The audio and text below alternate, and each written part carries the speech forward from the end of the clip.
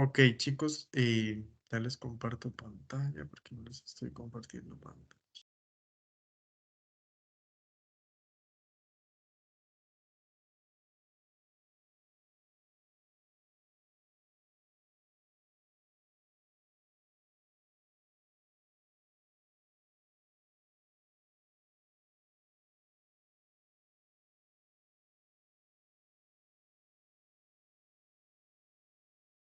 Listo, ¿les aparece la pantalla? Sí, Sí, señor. Ok, muy bien, muchas gracias. Bueno, como les comentaba, el tema para el día de hoy es el tema de mediciones de la materia. Entonces vamos a iniciar con un concepto muy importante o con conceptos importantes, como por ejemplo el sistema internacional, que se denota con las letras SI y que es el sistema que rige el sistema métrico internacional, o sea, a nivel de diferentes países. Va a estar basado en un sistema decimal y en otro sistema muy específico, ¿verdad? Y entonces aquí se van a abordar equivalencias muy importantes en diferentes países y a nivel global. Tenemos, por ejemplo, entonces también otro concepto que es la medición, que es un acto para determinar la magnitud de un objeto en cuanto a cantidad.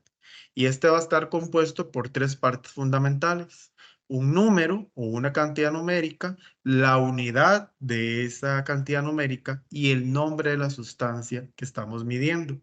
Entonces, por ejemplo, en este caso tenemos 250 miligramos de aspirina o 1 kilogramo de galletas. Entonces, cuando nosotros hacemos una medición, tenemos cifra, unidad y la sustancia que estamos midiendo en este caso. Entonces, por ejemplo, a partir de una medición, podemos obtener datos exactos porque tenemos una unidad y de una sustancia a la cual vamos a tener una cifra, ¿verdad? En este caso, exacta. Como por ejemplo, decir que en una caja de 1 litro encontramos una cierta cantidad de leche, específicamente viene su cantidad física, su unidad, y en este caso sabemos pues que es una sustancia que en este caso es la leche. Lo mismo con el cereal, tenemos una cantidad, una unidad, y sabemos que en este caso la sustancia pues va a ser el cereal. Así con la mayoría de sustancias que consumimos usualmente e inclusive vamos a encontrar instrumentos o objetos que nos van a permitir, ¿verdad?, determinar cuánta sustancia hay, ¿verdad?, de determinado contenido. Ahora bien, ¿cuáles son las unidades básicas del sistema internacional? Tenemos que se dividen en cantidades físicas con su nombre respectivo y su abreviatura. Entonces, esto lo podemos asociar como el primer punto de la tarea que nos hablaban. En este caso, a nosotros nos hablan de la cantidad física de la masa, que su nombre, en este caso de la unidad, va a ser el kilogramo y su abreviatura es kg, que significa kilogramo. Lo mismo para la longitud, que tenemos que su unidad es el metro y en este caso se va a abreviar con la letra M. En el caso del tiempo, tenemos que su unidad es el segundo y se va a abreviar con la letra S. En el caso de la temperatura, la unidad respectiva es Kelvin, se denota con una K. La cantidad de sustancia, su unidad de medida es el mol y se denota con la palabra mol con la M en minúscula, muy importante. En el caso de la corriente eléctrica, su unidad es el ampere y se va a denotar con la letra A en mayúscula. Y la intensidad luminosa con la candela, que en este caso corresponde a su unidad, con la simbología CD en minúscula también. Muy importante, estas abreviaturas no varían. Esta es la forma de escritura, así tal cual. Entonces tengan mucho cuidado a la hora de tomarlos en cuenta para ejercicios y demás. Tenemos los prefijos del Sistema Internacional de Unidades que se van a dividir en múltiplos y submúltiplos. Entonces tenemos que van a acompañarse de, en este caso, de su equivalencia en decimal o en su equivalencia exponencial. Vean que tenemos que se van a dividir entonces en múltiplos y submúltiplos, que los múltiplos van a ser positivos y que los submúltiplos van a ser negativos en cuanto a su índice, ¿verdad? Que los va a explicar exponencialmente. Y en el caso del equivalente decimal, si es positivo, se colocan 1 y todos los ceros a la derecha, pero si es un submúltiplo negativo, se colocan ceros hacia la izquierda, ¿verdad? También vamos a tomar en cuenta que se rigen a partir de un símbolo. Por ejemplo, giga se denota con G, mega con M en mayúscula, kilo con la K, ¿verdad? Deci con la D minúscula, centi con la C minúscula, mili con la M minúscula, micro que es como una U con un palito y nano que es una N. Tenemos que su equivalencia en decimales, giga vale 10 a la 9, por lo tanto yo voy a colocar un 1 y 9 ceros. En el caso de mega equivale 10 a la 6, por lo tanto yo voy a colocar un 1 y 6 ceros. En el caso de kilo, yo coloco un 1 y 3 ceros. Pero, ¿qué pasa si es un submúltiplo? Y me dice que es, por ejemplo, 10 a la menos 3. Yo voy a colocar un 0, dos ceros más y un 1, tomando siempre en cuenta que después del primer cero se coloca una coma y considero los otros dos ceros. En el caso de, por ejemplo, 10 a la menos 2, 0,01, ¿verdad? Contemplando esos dos ceros en forma negativa que van a estar del lado izquierdo. Caso contrario, como les digo, a los múltiplos que van a estar del lado derecho y en forma positiva. ¿Dudas hasta el momento acá? Analicemos y detengámonos muy bien, analizar estas simbologías y analizar esa equivalencia tanto en decimal como en exponencial para que no se nos escape ningún detalle en cuanto a múltiplos y submúltiplos. Entonces, ¿cuáles son las formas? Porque es aquí donde yo les voy a preguntar de reconocer cuándo es un múltiplo y cuándo es un submúltiplo. Dígame, Luis Eduardo. Profe, en el caso de la masa, la unidad es el kilogramo, pero en esta tabla veríamos que eh, para hacer eventualmente cálculos tendríamos que, no sé, utilizar gramos o también el kilo, porque ya el kilo, según la simbología, no puedo hacer 1000 kilogramos. No sé si me doy a entender.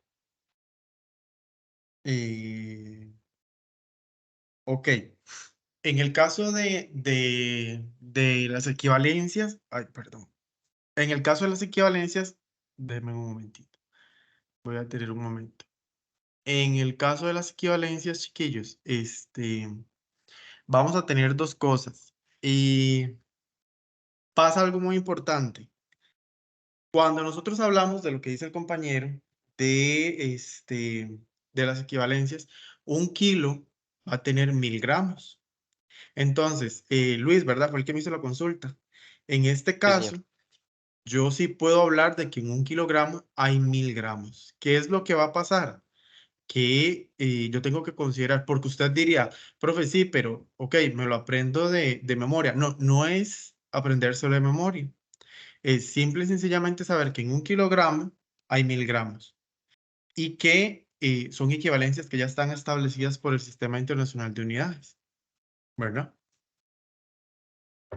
Profe, pero la unidad de medición entonces no debería ser gramo en vez de kilogramo. No, porque ya está establecido en el Sistema Internacional de Unidades que un kilogramo equivale a 1000 gramos. Entonces, aquí lo que equivale es que lo que yo tengo que considerar es un kilogramo como tal, ¿verdad? ¿Cuál es el prefijo? Ahora, tiene sentido. ¿Por qué? Porque la K tiene tres ceros, es kilo. ¿Y cuánto equivale un kilogramo? 1000 gramos.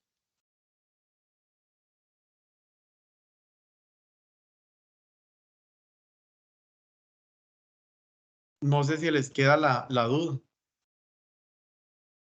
Sí, a mí me queda claro, pero sí, sí habría que ver ya algún ejemplo en donde tengamos que responder con respecto a gramos o kilos para no equivocarnos, ¿verdad? Correcto, eso que usted acaba de decir es muy, muy, muy importante, porque ya son, digamos, por decirlo así, son equivalencias que ya están establecidas. Igual, no pasa nada porque usualmente ustedes son los que tienen que buscar las equivalencias en cuanto a las tareas, ¿verdad? O en los exámenes. Entonces, nada más es tener fijo que cada equivalencia, eso es a lo que equivale. No sé si me voy a explicar que entonces en este caso, dice que ya estoy compartiendo pantalla otra vez. Sí, Sí, profe. Ok. Entonces, vean, por ejemplo, lo que les decía, kilo, K, ok, pero entonces, kilogramo, kilolitro, porque puede pasar, ¿verdad? Entonces, ¿A cuánto equivale ese kilogramo, ese kilolitro? A 1000. Punto. Si yo les hablo a ustedes, que más adelante se los voy a explicar, ¿cuánto equivale un megámetro? A 10 a la 6. ¿Por qué? Porque lo que va a cambiar y lo que va a variar solamente es en sí la unidad, pero el prefijo siempre vale igual, ¿verdad? Entonces, sepan que entonces en un kilogramo yo tengo 1000 gramos. Ahora, ¿cuánto hay en un litro? ¿Cuántos mililitros? 1000. 1000 mililitros, ¿verdad? Entonces, esto es muy congruente con las unidades de medida, que más adelante lo vamos, porque es que aquí les van a evaluar tanto prefijos como las unidades convencionales, las corrientes, ¿verdad? Entonces, y nada más tengamos presente, déjenme ver si estoy grabando otra vez, porque esto se quedó pegado. Y tengamos presente nada más, sí, sí está grabado. Tengamos presente que en este caso, chicos, en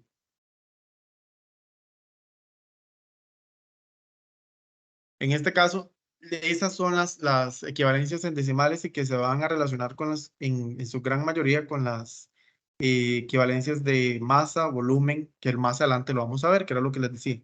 Entonces, tomemos en cuenta que, como puede observarse, es común que se separe con espacio en las divisiones con comas, que era lo que les decía, ¿verdad? O punto en este caso para dividir los valores decimales. Pero, tomemos en cuenta eso. Ahora, mi pregunta era, ¿cómo reconozco yo un múltiplo de sus múltiplos? Bueno, primero, porque todos los múltiplos están en mayúscula. Si ustedes ven giga, mega, kilo, en su mayoría están en mayúscula y los ceros al lado derecho están positivos. En el caso de un submúltiplo, vamos a tener que deci, centi, milimicro, bueno, micro, todavía nano, se representan con letras minúsculas y que hacia su izquierda están los ceros primero, colocado después el número positivo, ¿verdad? Y que vienen en equivalencia exponencial negativa. No sé si todavía hay dudas con esto. Hasta el momento, todavía ustedes no lo van a lograr asociar hasta que veamos las convencionales, las conversiones corrientes. Ahora, lo que les decía, las conversiones de unidades con múltiplos y sus múltiplos. Vean que aquí tenemos prefijos, en el caso de gramos, y tenemos, por ejemplo, segundos, y tenemos metros. Entonces tenemos que giga, podemos decir que gigagramo, gigasegundo y gigametro. ¿Y cuánto va a equivaler un gigámetro, un gigasegundo o un gigámetro? Va a equivaler a lo mismo que vale esta tablita. ¿Cuánto valía la giga? 10 a la 9. En cualquiera de los tres. No varía porque lo que yo estoy agregando son las otras unidades convencionales. Aquí en el caso de mega, ¿cuánto equivalía a mega? 6, ¿verdad? 10 a la 6. Entonces son 6 ceros. Es lo mismo que yo diga megagramo, megasegundo y megámetro. Es lo mismo. Van a equivaler 10 a la 6. En el caso de kilogramo, kilosegundo y kilómetro, va a equivaler en este caso a ¿cuánto? 10 a la 3 en cualquiera de ellos. ¿Sí me doy a explicar en este punto? Entonces, el valor no cambia. Lo que puede cambiar es su unidad convencional. Vean que aquí estamos hablando de gramos, segundos y metros. Pero su valor no va a cambiar. ¿Queda claro? Sí. Y si hay dudas, tranquilos, porque para eso estamos, para aclarar. Entonces, vean, por ejemplo, cuando a nosotros nos dan una conversión de este tipo con prefijos que nos dicen convierta 0,70 megámetros a kilómetros. ¿Puedo? Sí, porque entonces tengo que 0,70 megámetros se van a cancelar ¿con cuánto? Con un megámetro. Bueno, a mí me faltó la M minúscula, la voy a agregar, ¿verdad? Pero lo que yo tengo que tomar en cuenta ni siquiera es la M minúscula, sino lo que vale mega, que es 10 a la 6, porque es lo que quiero cancelar, megas con megas. Siempre la unidad de abajo se cancela con la que está en este lado. Entonces, coloco el valor de lo que vale en este caso mega, que es 10 a la 6, y lo multiplico por lo que equivale, porque lo voy a cambiar a kilómetros. ¿Y cuánto hay en un kilo? ¿Verdad? 10 a la 3. Ok, ahora sí, entonces sería como 0,70 por 10 a la 3, es lo que yo ocupo, ¿verdad? Pasarlo a kilómetros. ¿Y cuánto entonces? Hablábamos de que había en 1 kilo, 3.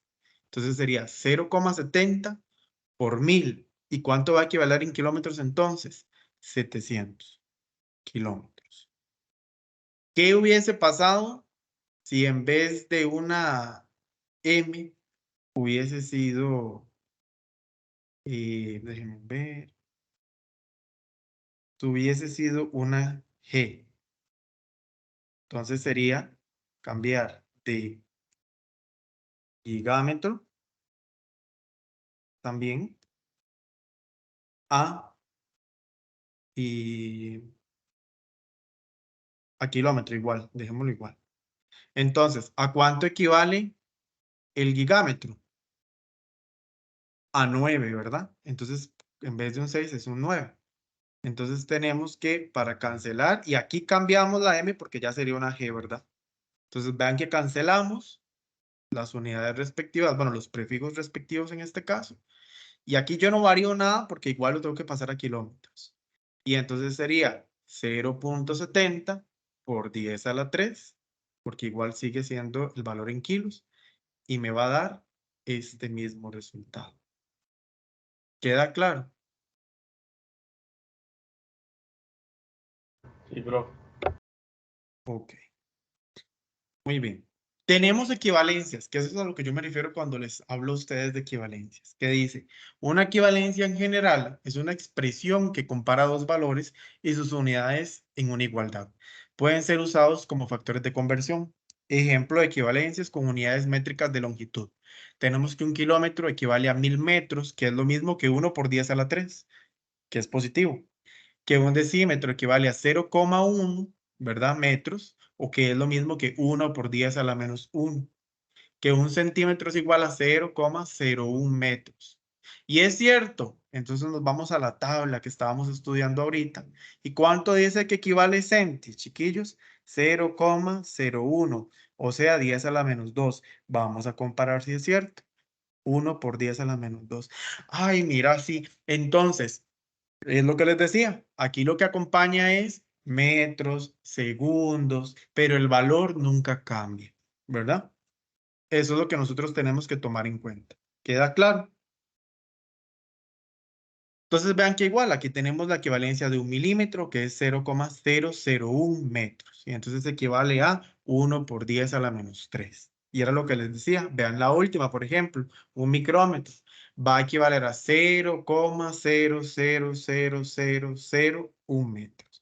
¿A cuánto equivale en exponencial? 1 por 10 a la menos 6. ¿Por qué 1 por 10 a la menos 6? Porque sé que es micro, es submúltiplo. Van los ceros a la izquierda, coloco un 0, 0, 5 ceros más, y en este caso coloco el 1 y va a ser con exponente negativo, ¿verdad?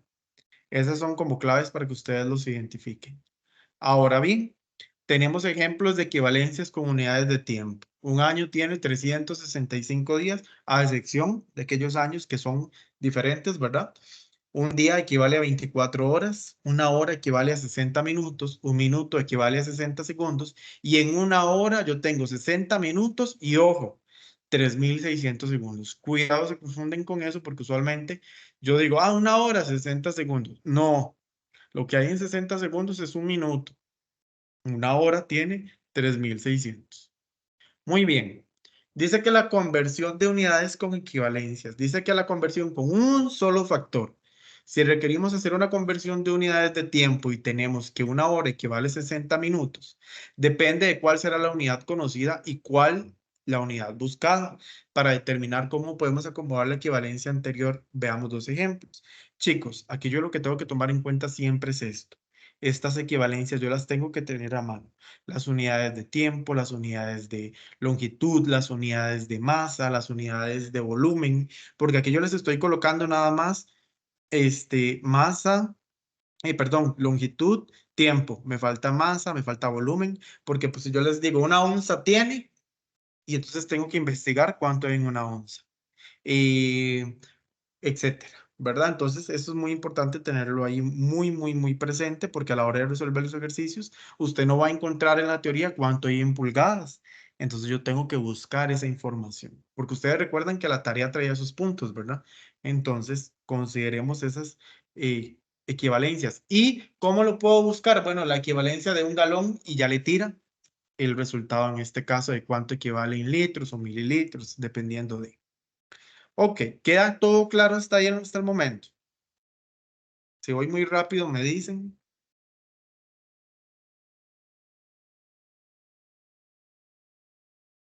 ¿Todo bien?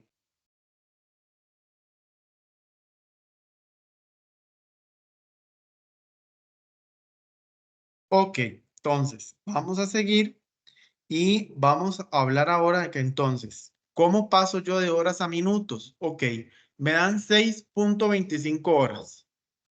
Ok, pero entonces, hablemos de cuántos minutos tiene una hora, muchachos. 60 minutos. Entonces, en este caso, yo la unidad que conozco es horas y es la que ocupo cancelar. Entonces, vean que yo cancelo horas con horas, lo que está aquí, los 6.25 horas, siempre lo tengo que cancelar con la equivalencia de abajo, de una hora. ¿De dónde tomo yo el dato de una hora? De la equivalencia, una hora equivale a 60 minutos. Entonces, si yo sé que la H se tiene que cancelar con una H abajo, arriba yo coloco lo que vale en minutos, que en este caso son 60 minutos. Y entonces, ¿cuál es mi primer paso? Ok, precisamente eso, cancelar esas unidades. Segundo paso, multiplicar 6.25 horas por 60 minutos. Profe, ¿pero por qué? Porque es el resultado que ocupo en minutos. Y luego lo divido entre uno, que todo número dividido entre uno es lo mismo, pero yo ya ahí estoy cancelando las unidades. Aunque no haya que hacerlo, porque realmente usted dice, "Di, pero es lo mismo", todo número en este, perdón, toda equivalencia en este caso por lo mismo se está cancelando. Y ese resultado me va a dar 375 minutos. En el caso de la segunda, pasar 540 minutos a horas. ¿Cuántos minutos hay en una hora? 60. Y vean que es lo mismo, solo que al revés. Entonces aquí cancelo minutos con minutos. ¿Cómo me di cuenta yo que de dónde salió de ese 60? Bueno, ese 60 salió de la equivalencia de que una hora, precisamente, tiene 60 minutos. Esta es la equivalencia que yo tengo que utilizar. Y entonces, 540 por 1 no tiene sentido, pero hay que hacerlo, ¿verdad? Multiplicado, dividido entre 60, me va a dar 9 horas, porque es la unidad que yo ocupo colocar, la unidad buscada en este caso. ¿Dudas con respecto a eso?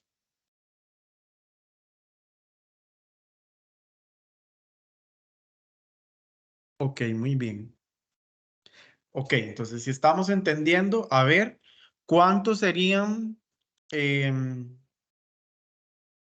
120 segundos a minutos? ¿Quién quiere responderme?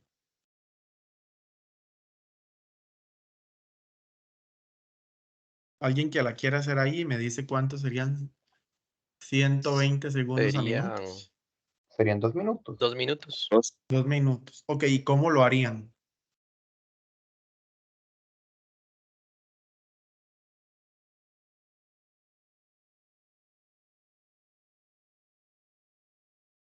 Sería 120 S Segundos, por, ajá. por un M entre 60 S. Ok, correcto. Y ya yo tendría el resultado, ¿verdad? Muy bien. Perfecto. Vamos a seguir con este segundo tipo de conversiones.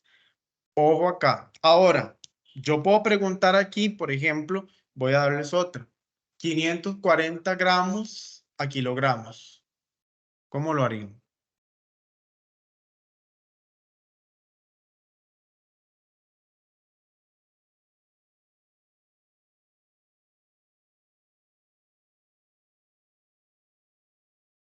¿Ok? ¿Cómo, qué cancelarían con qué esos 540 gramos? ¿Con qué los van a cancelar? Pensemos. Si lo ocupo pasar a kilogramos. Sería similar a la anterior. Ajá. em, Tendría 1 kilogramo arriba, 1000 gramos abajo. Y Ujú. entonces a la hora de hacer la conversión me daría 0.54 kilogramos. Muy bien. ¿Verdad? Porque vean qué sencillo es. Nada más es cancelar unidades. ¿Estamos? y utilizar las equivalencias. Ahora, si yo les preguntara, por ejemplo, cuántos, y va que aquí les estoy poniendo la equivalencia, y en 5 centímetros, mm, espérenme para ver, está aquí, y, sí, ¿cuántos? 5 centímetros a metros, pensemos.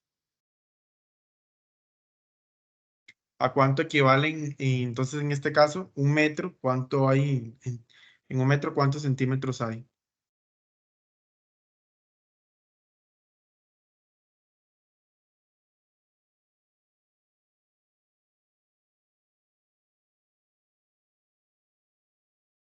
¿Qué dirían ustedes?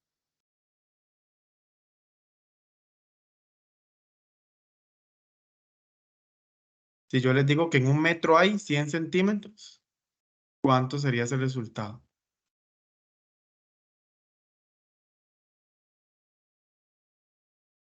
Sería 0.05 metros.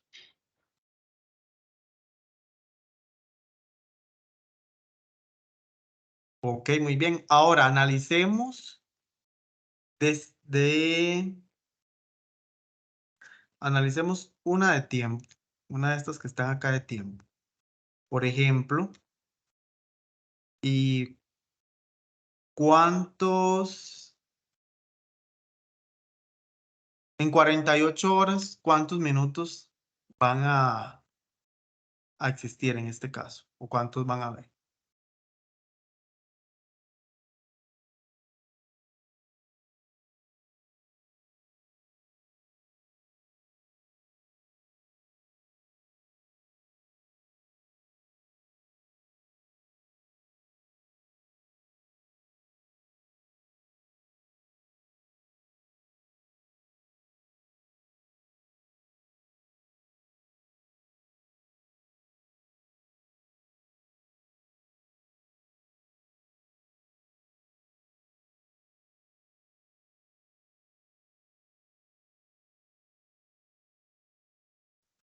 Ok, entonces en este caso, si nosotros hablamos de horas a minutos, ¿verdad? Yo tengo que utilizar la equivalencia de que una hora tiene 60 minutos. En este caso voy a cancelar 48 horas con una hora y arriba igual, coloco el factor de conversión en minutos y obtengo el resultado, ¿verdad? Ok, y pensemos después que vienen las conversiones, pero con un número diferente, que ya en este caso vamos a tener dos factores de conversión.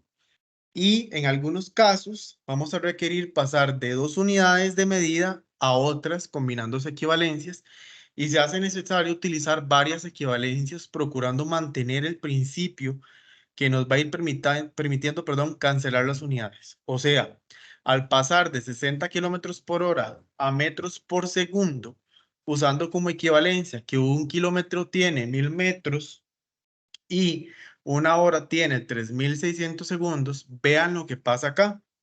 Kilómetros se cancelan con kilómetros, igual como lo estábamos haciendo. Arriba queda cuántos metros van a existir en un kilómetro. 1000. Y abajo yo voy a cancelar horas con horas, pero de tal modo que entonces una hora, ¿verdad? O horas se va a cancelar con una hora.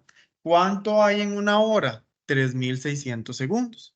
Entonces vean que al final lo que yo hago es que multiplico 60 por 1000 entre 3600 porque estoy considerando la equivalencia de distancia y la equivalencia de tiempo y todo lo demás se cancela, porque básicamente es colocar lo que es en equivalencias y las unidades respectivas. Y eso me dice a mí que es 16.67 metros por segundo. Dudas con esta, porque estas son un poco más complejas, pero vean que es lo mismo. Utilizar primero la equivalencia en metros y luego en segundos junto con las horas. Es decir, primero lo que es longitud y luego lo que es tiempo, ¿verdad? ¿Dudas ahí, chicos?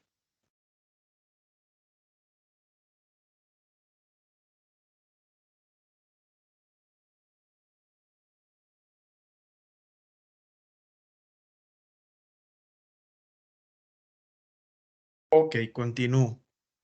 En este caso, después vamos a tener conversiones con exponentes diferentes a 1. Lo único que debemos añadir acá es que el procedimiento es elevar a la potencia de interés ambos niveles de la relación fraccionada de nuestra equivalencia. Es decir, al pasar de 12 metros cuadrados a centímetros cuadrados, lo utilizamos como equivalencia, que en un metro hay 100 centímetros. Entonces, en este caso, ¿qué es lo que yo hago? Ok, cancelo unidades M con M, ¿verdad? En este caso, metros con metros. Y lo que voy a hacer es utilizar ese exponente, ¿verdad? Entonces, ese factor de conversión, lo que nos dice es que se debe elevar, ¿verdad? Y por leyes de potencia en una fracción, el exponente afecta tanto al numerador, ¿verdad? Como al denominador. Entonces, vean que este resultado va a ser 120.000 centímetros cuadrados, utilizando ese exponente, ¿verdad? Utilizando un poquito de matemáticas ahí, pero no son nada del otro mundo, esas son las más sencillas. ¿Dudas? ¿Ok? Ejercicios. Entonces vamos a ver. Y lo dejo a criterio de ustedes. Quien lo quiera resolver, igual lo pueden resolver ahí. Y el que quiera darme respuesta y cómo se procede a resolver ese ejercicio me dice.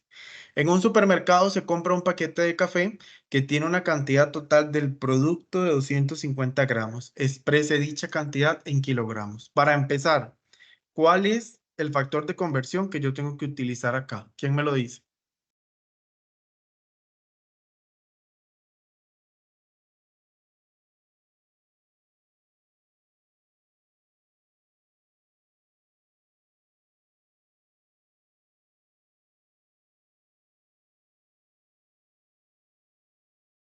'Vean que nos están hablando de unidades de masa, porque tengo gramos y tengo kilogramos. ¿Cuántos gramos hay en un kilogramo? Mil, Pensemos, kilo. ¿Cuánto tenía un kilo? 1000.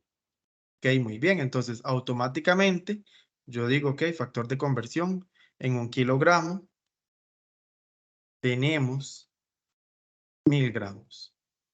Entonces, en este caso tengo 250 gramos. ¿Con quién voy a cancelar yo estos gramos, chicos? ¿Con qué cifra? ¿Con un kilogramo? No, no tiene sentido cancelar gramos con un kilogramo. Si yo coloco acá un kilogramo no me sirve porque no se están cancelando las unidades. ¿Qué cifra voy a colocar entonces en este lado de esta equivalencia? Los 1000 gramos. Ven, entonces ya ahí sí cancelo gramos con gramos. Y arriba, ¿qué voy a colocar? Un kilogramo. Y entonces es así como yo obtengo la conversión. ¿Cuál va a ser mi primer procedimiento? Multiplicar y luego dividir. Entonces, 250 gramos por 1 son 250 gramos. Dividido entre 1000, ¿cuánto me da?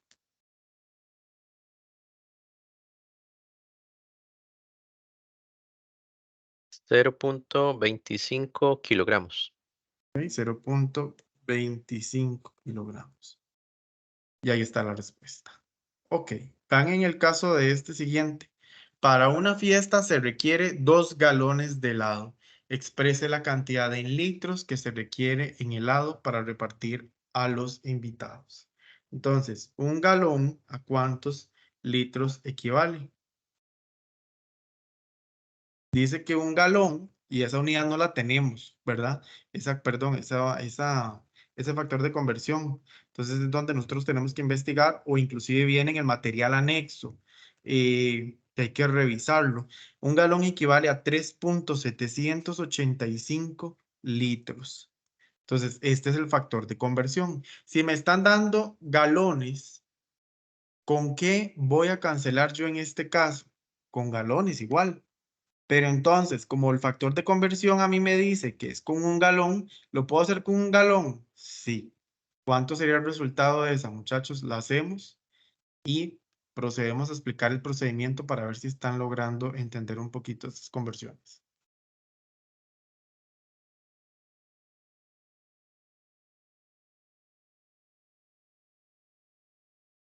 Sería 7,57 litros.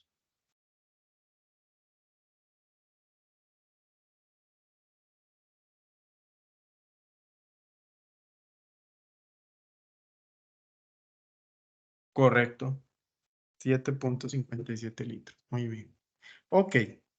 En el caso del siguiente ejercicio, nos dice, usualmente un viaje a la playa en automóvil dura aproximadamente 7.200 segundos. Exprese dicha cantidad en minutos. ¿Cuál es la equivalencia que yo voy a utilizar acá, muchachos?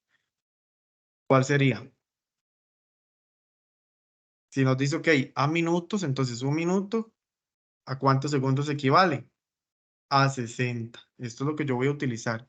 ¿Y cuánto me va a dar ese resultado? Igual lo hacemos para ver cuánto me da ese procedimiento, por favor.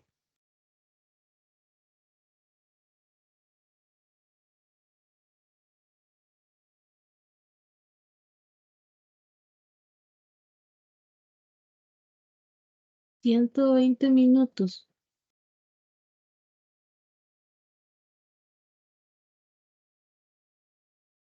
120 minutos, ok. Ahora, 120 minutos yo lo podría expresar en horas, ¿sí? ¿Cuántos serían esos 120 minutos a horas? 2 horas. Correcto. ¿Vieron cómo una conversión me lleva a otra? Eso es lo que yo tengo que considerar a la hora de resolver procedimientos. Muy bien. Nos hablan de los instrumentos de medición, que tenemos instrumentos de medición de masa, de volumen y de tiempo. Que dentro de los instrumentos de medición de masa tenemos la balanza, la báscula, el espectrómetro y el catetrómetro. En el caso de los de longitud tenemos el metro, la regla, el calibre, el micrómetro, entre otros. En el caso de los instrumentos de medición de tiempo tenemos el cronómetro, el reloj, el calendario, entre otros, ¿verdad? Ok, resulta que dentro de lo que son instrumentos de medición, vamos a tener varios conceptos importantes. El primero es la incertidumbre, que es en las mediciones cuando nosotros las realizamos, tenemos un grado de desconocimiento, ¿verdad? De la medición que yo voy a hacer. Entonces vamos a tener también el concepto de exactitud, que es la cercanía estrecha entre el valor medido y el valor real. Vamos a tener la precisión, que es qué tan cercano estuvo ese dato o ese valor obtenido a ese parámetro, y un error, que es la diferencia entre el valor real y el valor medido, que se puede calcular inclusive con una fórmula, que es porcentaje de error, que es el valor real que yo obtengo, menos el valor medido entre el valor real por 100, que eso ustedes lo van a practicar en el laboratorio de química 1, laboratorio de química 2, etcétera. Ahora, empleando el concepto de exactitud y precisión, nosotros vamos a hablar de que en el caso de los instrumentos de medición, qué tan exacto es y qué tan preciso es un instrumento. Vean que en el caso de la probeta y el beaker, que el beaker es el que se encuentra al lado derecho y la probeta el que se encuentra al lado izquierdo, entre entre más mediciones tenga el instrumento de medición, más exacto es su dato. Y entre menos escalas de medición tenga el instrumento, menos exacto es el dato.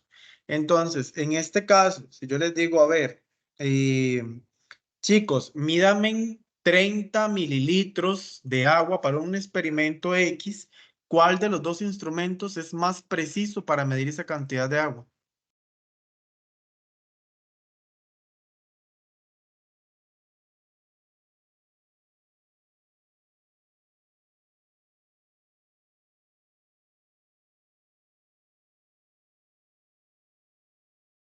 El instrumento más preciso es el que tenga menor escala de medición. Si ustedes ven, el beaker tiene 20, 40, 60, 80 y 100.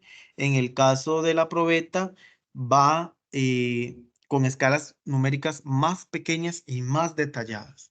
Entonces yo podría medir en la probeta esa cantidad, ¿verdad? Más exacta. Entonces podemos hablar de que la probeta es más exacta, más precisa que el beaker. Ahora, dependiendo de la comparación con los instrumentos que yo utilice, ¿verdad? Otro ejemplo, cuando hablamos de mayor, poca precisión y exactitud, es cuando hacemos el tiro al blanco. Si vemos la primera imagen del lado izquierdo, ahí no podemos decir que es exacto ni preciso, ¿verdad? ¿Dónde podría ser exacto y preciso? Recordemos que preciso es qué tan cercano estuvo a esa medición exacta y en este caso, ¿cuál puede ser el exacto y el preciso?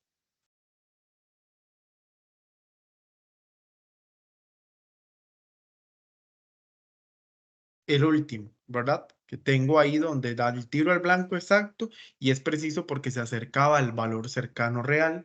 En cambio, el del centro no es ni exacto ni preciso, al igual que el primero, ¿verdad? Del lado izquierdo. ¿Por qué? Porque no se acercan ni siquiera al punto del centro, donde es el tiro al blanco, ni tampoco a su alrededor. No son precisos a la hora de hacer la medición como tal. Ok.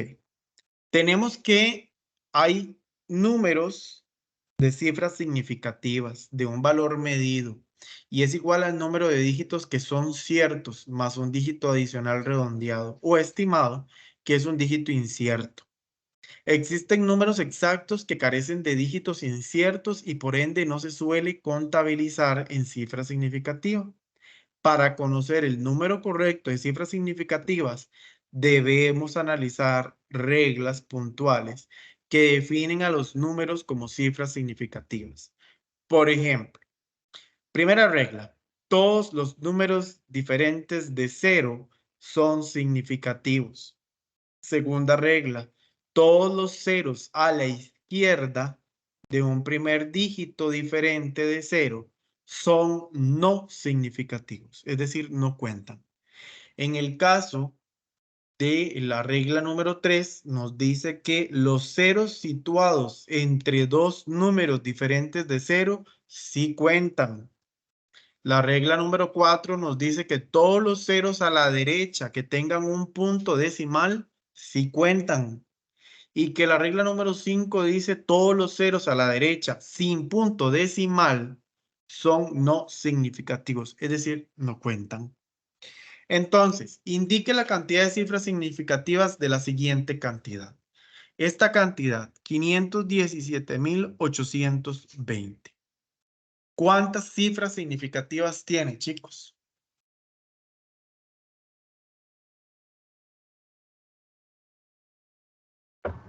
6. 6. ¿Están de acuerdo con el compañero?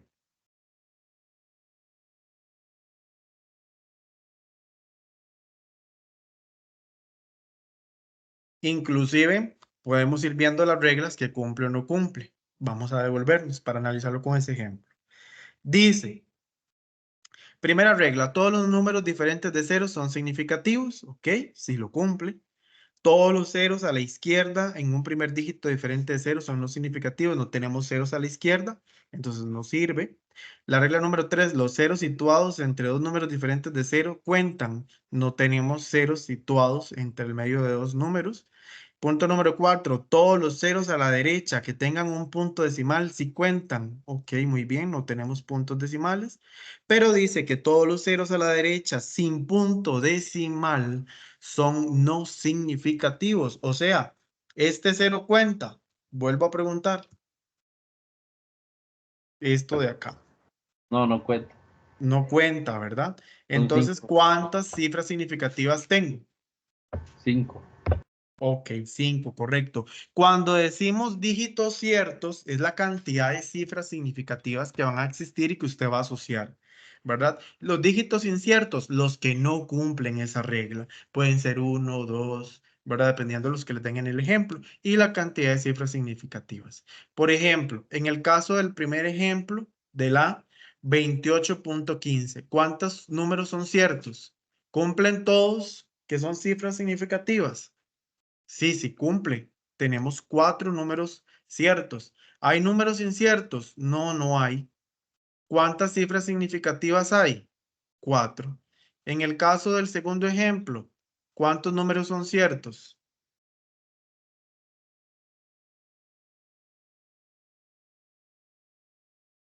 5. Correcto, son 5. ¿Tenemos números inciertos? No, no aplica. ¿Cuántas cifras significativas? 5. Pero si nos vamos al ejemplo D y E, yo quiero que lo analicen y alguien que me diga el D y alguien que me diga el E para analizarlo.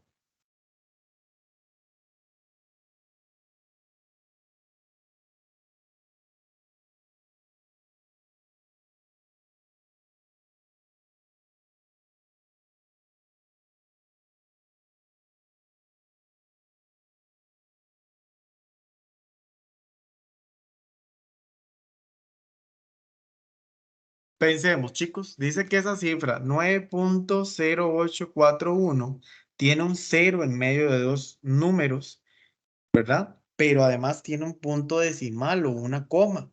¿Contará ese 0? ¿Sí o no? ¿Qué decían las reglas? Vamos a revisar para recordar. Todos los números diferentes de 0 son no significativos. ¿Son diferentes de 0? Sí, entonces ya cuentan. Todos los ceros a la izquierda de un primer dígito diferente de 0 son no significativos. En este caso no aplica esa regla. ¿Los ceros situados entre dos números diferentes de 0 son significativos? Sí, porque sí cuentan en este caso. Entre dos diferentes de 0, balón ahí sí cuenta. Todos los ceros a la derecha que tengan un punto decimal son significativos. Ah, pero es que aquí nos están diciendo 9 punto, que sí, sí cuenta. ¿Cumplen las dos reglas? Sí. ¿Cuántos números ciertos tengo? Entonces, 5. ¿Números inciertos? Ninguno. ¿Cantidad de cifras significativas? 5. En el caso de este, muchachos, 0,250. ¿Qué dice la regla? ¿Cuál de esas reglas que tenemos aquí dicen ustedes que no cumple? Leámoslas y pensemos.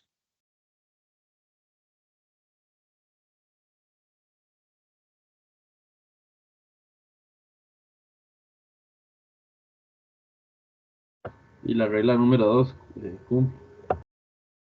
Ok, dice el compañero, todos los ceros a la izquierda de un primer dígito diferente de 0 son no significativos. Ok, pero vea la regla número 4, se lo cambio. No, Todos los perdón. ceros, No. no, pero ojo, todos los ceros a la derecha que tengan un punto decimal son significativos. Ok, no tiene nada que ver. Lo número 3, los ceros situados entre dos números tampoco aplica. Todos los ceros a la derecha sin punto decimal son no significativos. Ojo, sin punto decimal. Ok, los ceros situados entre dos números, la 2, todos los ceros a la izquierda de un primer dígito diferente de 0 son no significativos. Todos los números diferentes de 0 son significativos. ¿Qué dirían ustedes? Porque la idea es esa, analizar las reglas. Y entonces yo me voy y digo, ok, dice, empieza por 0,250. ¿Cuenta o no ese 0 delante de esa coma? ¿Quién dice sí? ¿Quién dijo no? Yo diría que sí, pero Que sí cuenta. ¿Por qué? es que no está en no está en la regla que, Ok, vamos a bueno, analizar. Ok, todos los números diferentes de 0 son significativos, pero es un 0. Cuenta. Vamos a ir viendo. Todos los ceros a la izquierda, ojo, de un primer dígito diferente de 0 son no significativos. Entonces, todos los ceros a la izquierda, ¿aplica el caso? Si está a la izquierda y es un 0. De un primer dígito, ¿cuál es el segundo dígito que sigue? Ya lo vamos a analizar. Diferente de 0, o sea, ¿verdad? Que no sea 0. ¿Cuentan? No.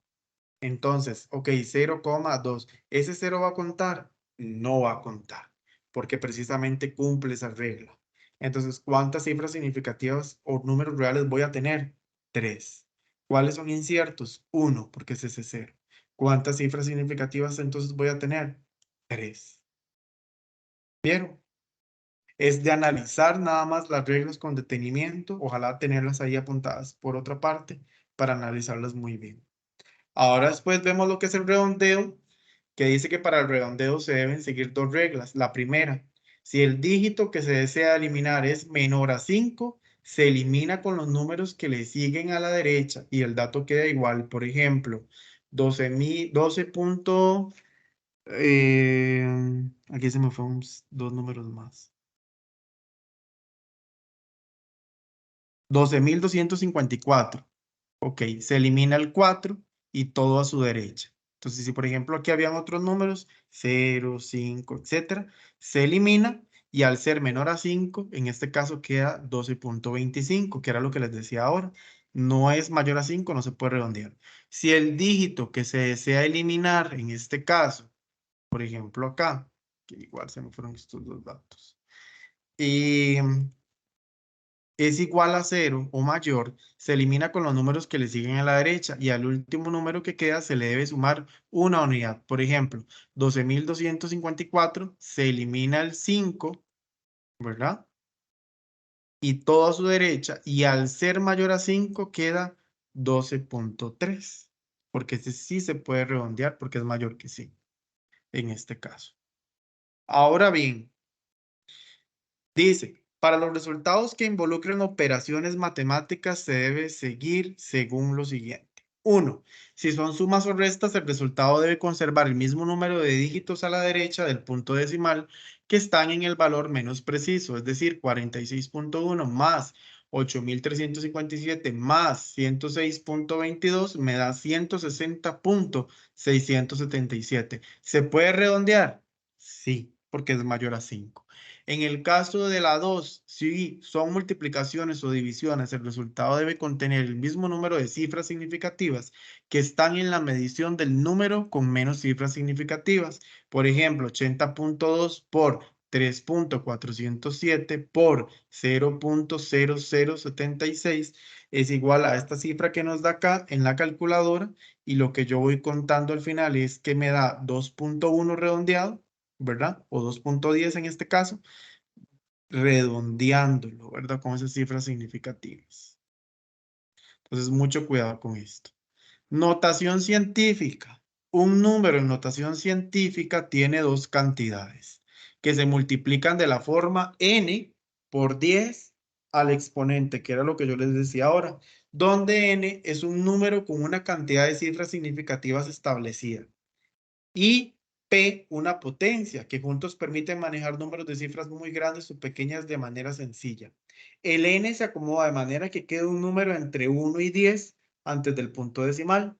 Para conseguir esto, en este caso, de que el número de partida sea un número mayor a 10, debe desplazarse a la izquierda del punto decimal y la cantidad de espacios desplazados será el exponente que se obtenga en signo positivo.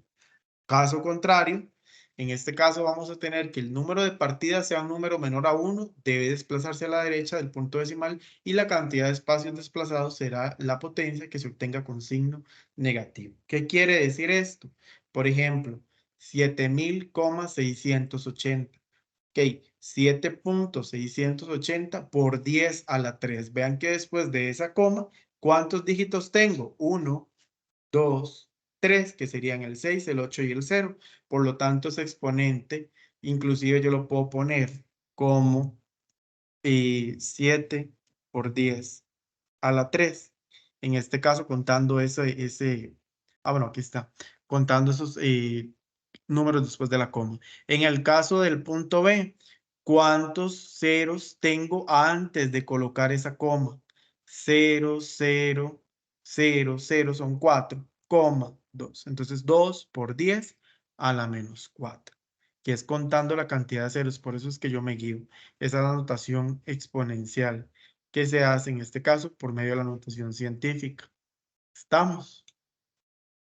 Entonces, vamos a hablar de densidad y en este caso tenemos una fórmula muy particular de densidad que es masa entre volumen y puedo hacer un despeje como tal, pero vamos a hablar de que la densidad se define como la masa por unidad de volumen y que cuando se habla de una densidad relativa es porque se compara el valor de densidad del agua a una temperatura específica, generalmente 20 grados centígrados. Entonces, densidad es igual a masa entre volumen, densidad se denota con un simbolito que ahorita lo vamos a ver, masa en kilogramos o en gramos, porque a veces hay que hacer una conversión, y el volumen igual.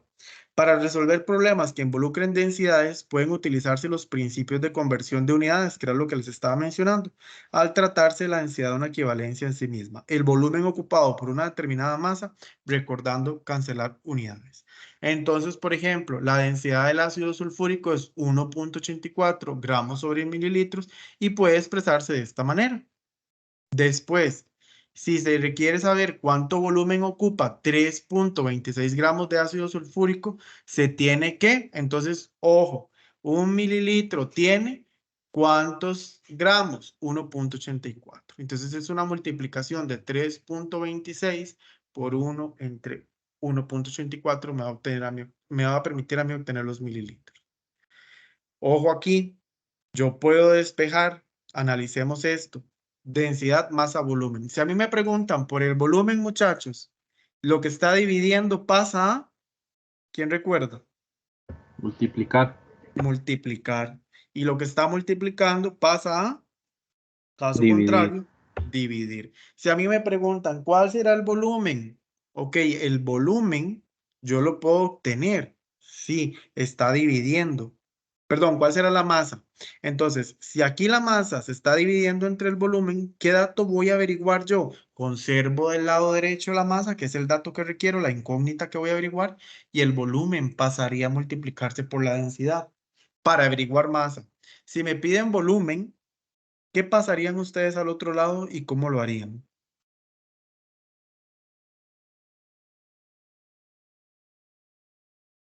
Si lo mando, en este caso, si me piden volumen, voy a dejar del lado derecho la incógnita de volumen. ¿Pasaría a dividir densidad entre masa o a multiplicar? ¿Ustedes qué dicen?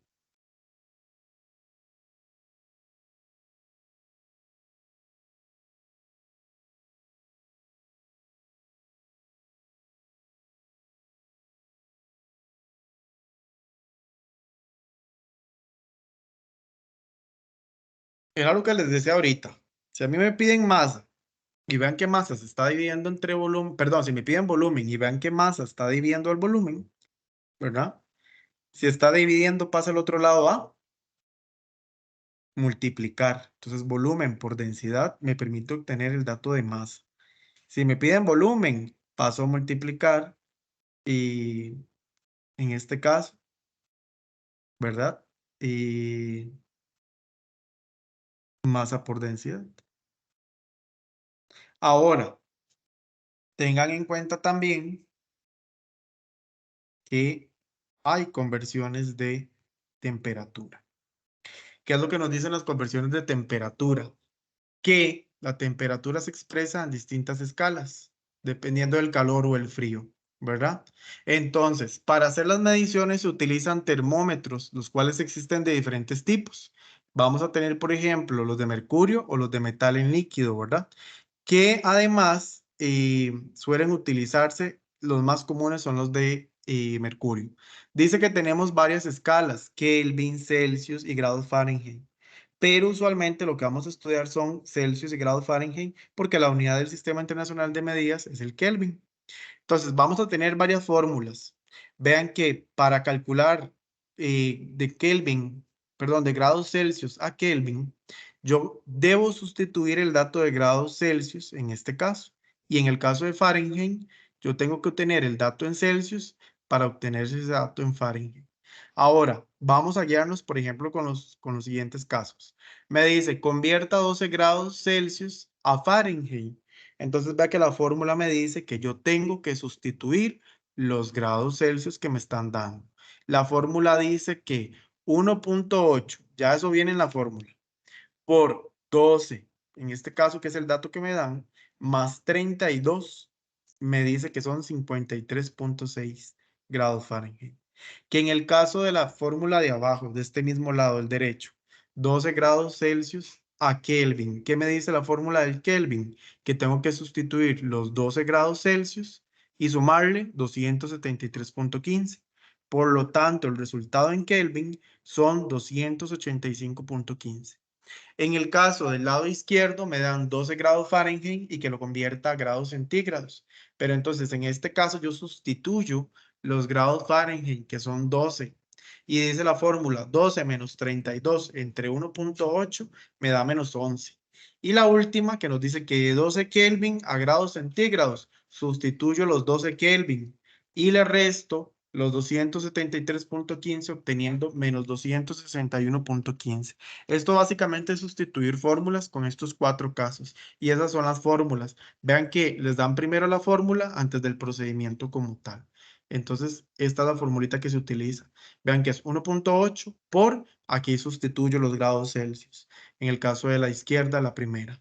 Esta misma izquierda, en la segunda, lo que me están diciendo es 12 grados Celsius a Kelvin. Convierto esos 12 grados, los contemplo dentro de la fórmula y se los sumo, ¿verdad? Que es lo que me dice la fórmula. Del lado derecho, 12 grados Fahrenheit a grados Celsius. sustituyo los grados Fahrenheit y se los resto a 32 y lo divido entre 1.8. Ya esos números son de la fórmula, ¿verdad? Y los grados Celsius, en la última, voy a sustituir los Kelvin para obtener precisamente ese dato en grados Celsius. Entonces, vamos a resolver estos dos ejercicios que tengo acá. Daniela lee en el termómetro 644 grados Celsius, exprese dicha cantidad en grados Fahrenheit, y el sol tiene una temperatura, el sol alcanza, esperen para ver, en el sol la temperatura alcanza 16.000 Kelvin, exprese dicha cantidad en grados Celsius. Entonces, vamos a resolver estos dos. Con estas fórmulas que están acá, voy a traerme estas fórmulas. No, no puedo. Igual creo que esto viene en la teoría, chicos, por si lo tienen a mano, para que resolvamos estos dos ejercicios. Y con eso concluir y dar un espacio de dudas.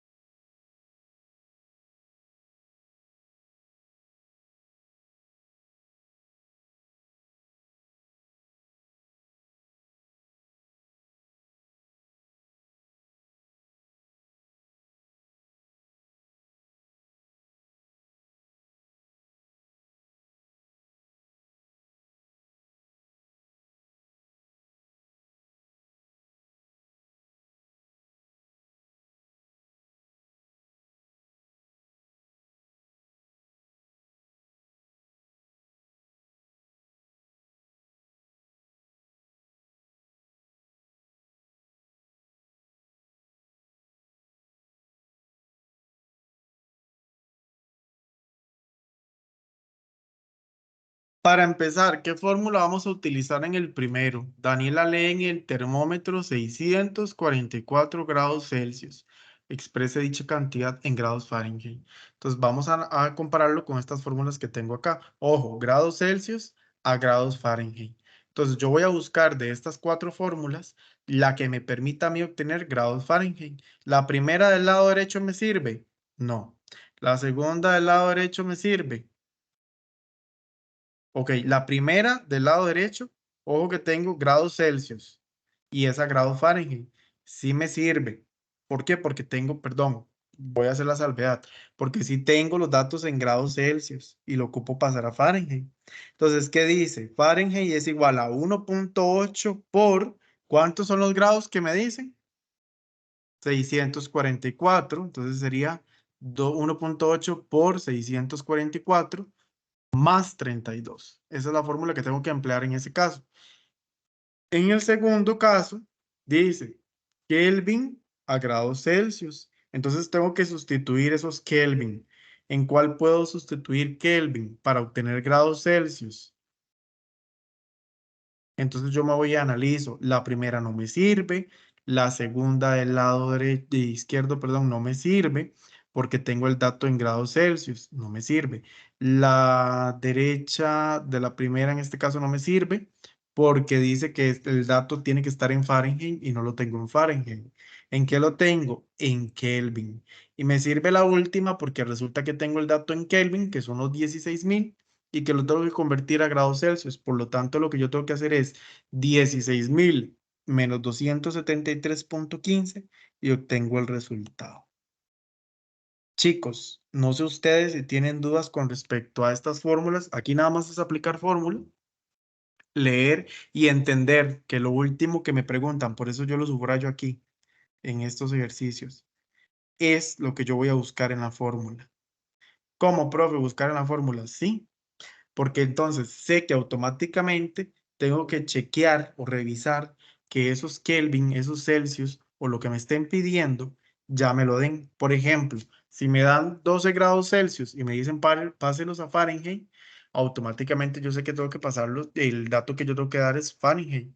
Si por ejemplo me dicen, mira, expresen grados Celsius 270 Kelvin, yo tengo que utilizar entonces la fórmula y sustituir los datos Kelvin y restárselos según esa fórmula. Nada más es aplicar fórmula, así como está. ¿Cuál es esa fórmula? La que yo les estoy dando aquí. Vean que lo primero que nos dan en estos cuadritos es la cantidad que yo estoy haciendo el cambio. Lo segundo es la fórmula que usted tiene que emplear. No sé si les queda alguna duda con esto.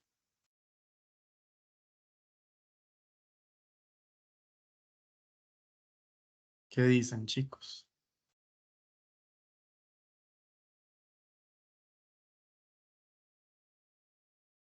Abro un espacio de dudas para que me digan si tienen alguna duda con relación a las fórmulas, a los factores de conversión, al uso de prefijos, porque vean que ya vamos avanzando en materia y ya se va haciendo bastante materia, y si yo no practico, aquí se viene lo complicado, ¿verdad? Entonces, yo detengo grabación para aclarar dudas con relación a la materia, porque ya la materia estaría explicada, que es lo que nos interesa, y para revisar el chat. Entonces, acá detengo la grabación y procedo.